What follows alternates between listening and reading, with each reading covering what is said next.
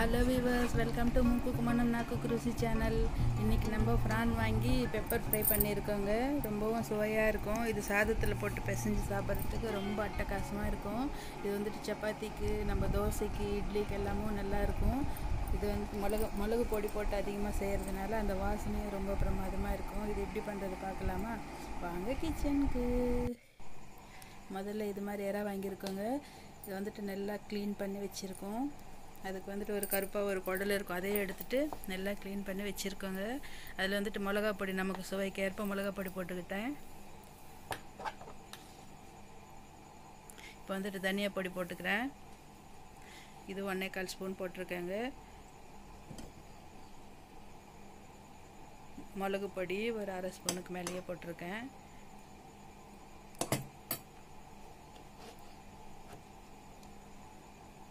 இப்போ வந்துட்டு இஞ்சி பூண்டு விழுது. இப்போ வந்து மஞ்சள் பொடி,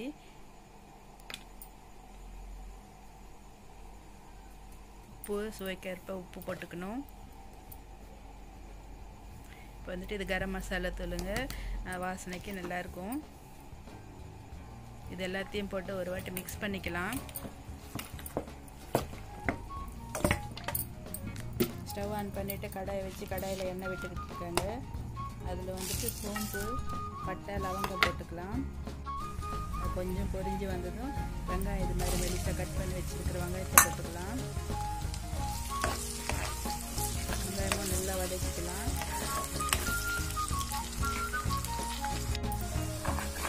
இது வந்துட்டு ரொம்பவும் ஃப்ரை ஆகணுன்றது இல்லைங்க. இது மாதிரி நம்மளுக்கு கிளாஸ் இழுப்பு வந்தால் போதும்.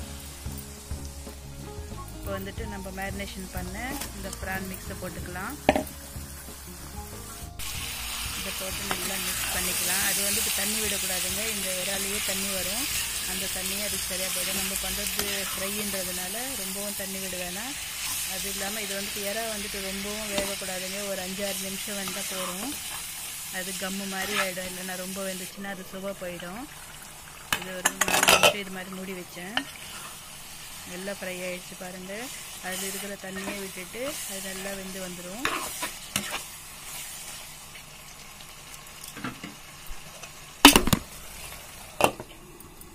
இன்னும் 2 நிமிஷம் மூடி வச்சுக்கிட்டேன்.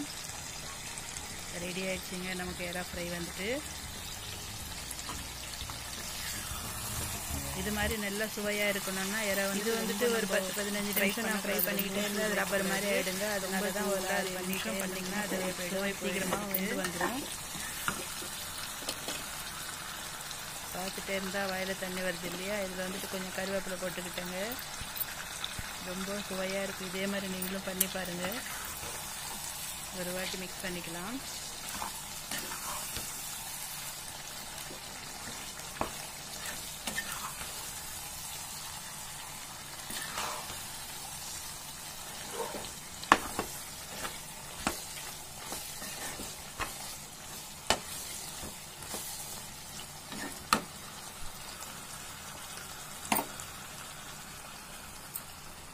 இப்போ வந்துட்டு ஸ்டவ் ஆஃப் பண்ணிவிட்டு எலுமிச்சம்பழம் பிஞ்சிக்கலாங்க. ஒரு எலுமிச்சம்பழம் எடுத்துருக்கேன்.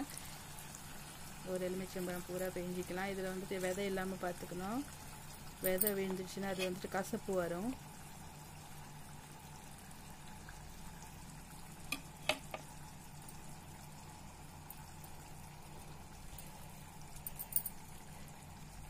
இதற்கு வந்துட்டு இந்த புளிப்பு, எலுமிச்சம்பழம் புளிப்பு ரொம்பவும் சுவையாக இருக்கும். இதை ஒரு வாட்டி நல்லா மிக்ஸ் பண்ணிக்கலாம்.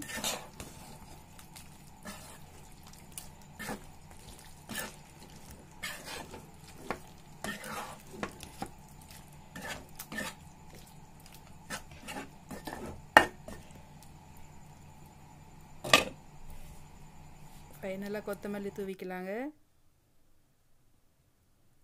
கொத்தமல்லி தூவிட்டு ஒரு வாட்டி மிக்ஸ் பண்ணிவிட்டு இறக்கிட்டு சர்விங் பிளேட்டுக்கு மாற்றிக்கிட்டோம்னா நம்ம பெப்பர் ஃப்ரை ரெடி ஆகிடுச்சிங்க. Prawn pepper fry.